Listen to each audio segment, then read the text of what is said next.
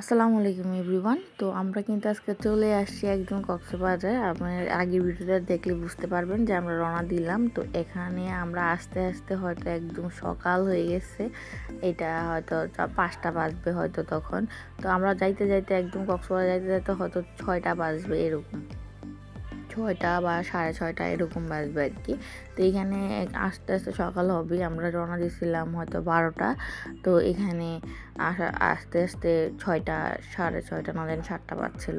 যাই হোক, এখানে আসার পর সকাল যখন দিনের আলো হয়েছে তখন আমার তো সারা রাতে ঘুম ছিল না।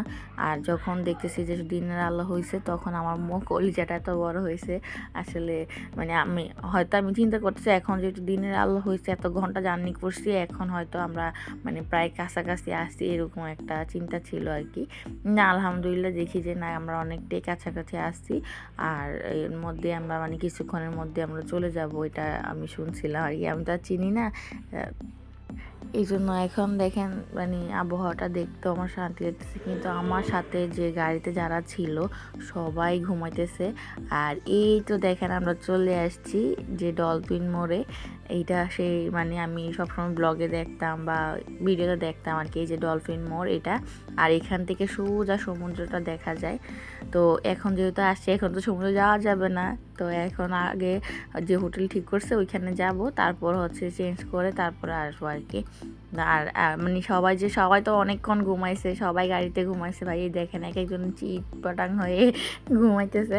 তো যাই হোক, এখান থেকে কিন্তু সমুদ্রটা দেখা যাচ্ছিল, এটাই সুন্দর লাগতেছে যে আমি এই কক্সবাজার চলে আসছে আর কি। এই যে সমুদ্র দেখা ভিউটা, এটা দেখে শান্তি। তো এর মধ্যে যে আমরা যে হোটেলটা ঠিক করছি, এখানে আমাদেরকে নিয়ে আসলো, এটার নাম হচ্ছে বিচ ভিউ।